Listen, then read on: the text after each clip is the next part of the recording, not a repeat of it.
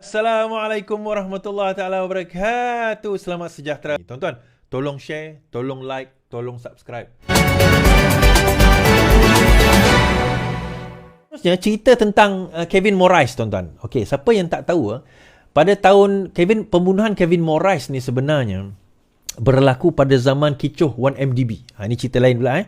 Ini cerita Kevin Moraes.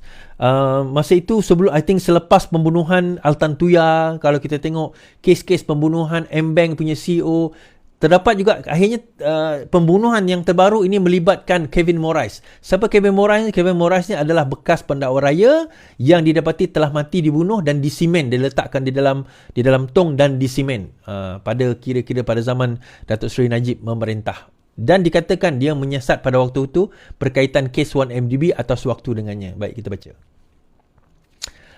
Bunuh Kevin Moraes. Keputusan rayuan 6 lelaki pada 14 Mac 2024. Mahkamah Rayuan di Putrajaya menetapkan 14 Mac tahun depan untuk keputusan rayuan 6 lelaki dihukum mati setelah mereka disabitkan dengan kesalahan membunuh timbalan pendakwa raya Datuk Anthony Kevin Moraes 8 tahun lepas. Mereka ialah bekas pakar patologi Colonel Dr. R. Kunasegaran 60, pemberi pinjam wang S. Ravi Chandran serta 4 penganggur iaitu R. Dineshwaran 31, A.K. Tinesh Kumar 30, M. Vishwanathan 33 dan S. Nimalan 30. Panel 3 hakim terdiri daripada Datuk Nadhariah Said Ismail, Datuk Zaid Ibrahim, Datuk Azmi Arifin menetapkan tarikh itu setelah mendengar hujahan timbalan pendakwa raya Datuk Muhammad Dusuki Mohtar dan Barisan Peguam yang mewakili perayu. Pada prosiding hari ini, Peguam Datuk N. Sivanathan mewakili Kunasegaran, manakala M. Manoharan mewakili Dineshwaran, Burhanuddin Abdul Wahid, Tinesh Kumar, Afifuddin Ahmad Hafifi, Vishwanathan, Amir Hamzah Asad, Nimalan dan Kit Song Fun, Ravi Chandran. Prosiding hari ini adalah terakhir bagi pendengaran rayuan kes selepas kedua-dua pihak berhujah pada 4 dan 7 Disember. Pada 10 Julai 2020, kesemua tertuduh dijatuhi hukuman mati oleh Mahkamah Tinggi setelah dapati bersalah membunuh Moraes di sebuah lokasi di Jalan Duta Mas di antara 7 pagi hingga 8 malam pada 4 September 2015. Moraes 55 dilaporkan hilang pada tarikh terbabit dan kali terakhir dilihat meninggalkan kondominium di Menara Duta Kuala Lumpur untuk pejabatnya Jabatan Peguam Negara. Mayat ditemui dalam tong drum yang diisi konkrit di Persiaran Subang Mewah pada 16 September 2015.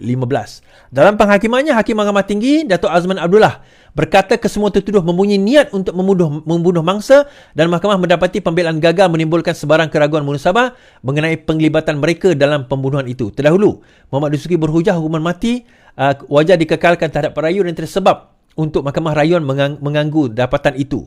Penafian perayu-perayu berhubung fakta kes hanyalah satu penafian kosong yang tidak disokong oleh apa-apa keterangan.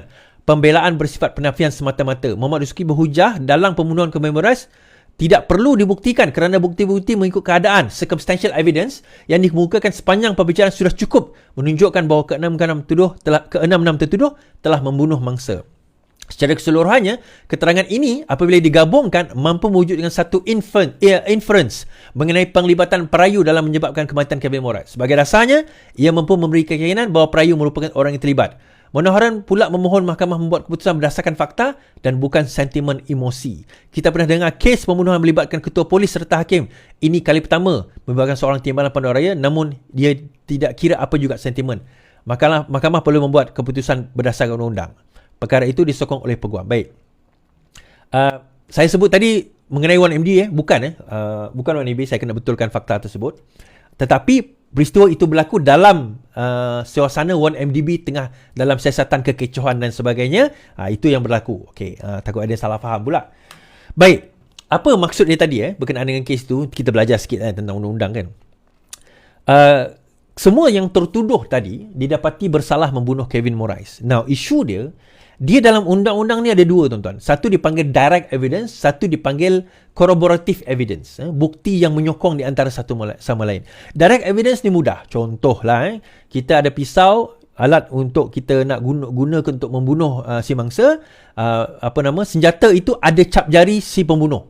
Kemudian ada CCTV, ada pula saksi. Direct evidence. Direct. Dan juga, yang direct juga, dia pun mengaku. Contoh, itu paling orang kata paling hebat lah dia punya bukti dia. Itu bukti yang paling top tier punya.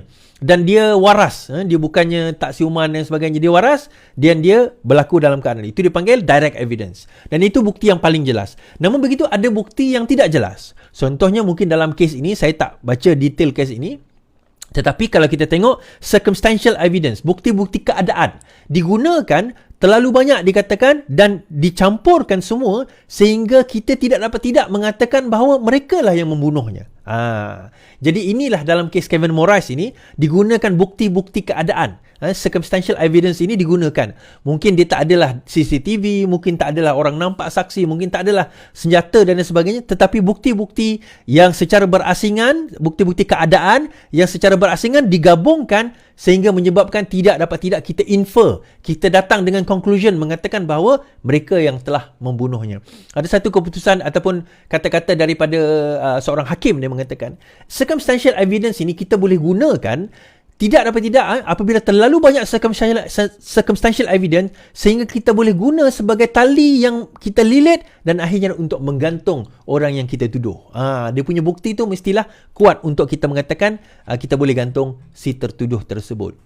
So ke-6 mereka akhirnya telah dijatuhkan hukuman mati, tetapi mereka merayu terhadap tuduhan ataupun terhadap orang kata apa, hukuman tersebut dan mengatakan mereka tidak bersalah, tetapi pendakwa raya mengatakan bare denial, tak boleh nak digunakan. So keputusan kes ini akan diketahui pada 2024 nanti berkenaan dengan Kevin Morris, dan sekali lagi kita doakan semoga beliau mendiang mendapat pengadilan, keluarga dia mendapat pengadilan, mendapat justice is served, dan akhirnya kita mengetahui pembunuh yang sebenar dan dijatuhkan hukuman yang setimpalnya. Baik, habis kat situ.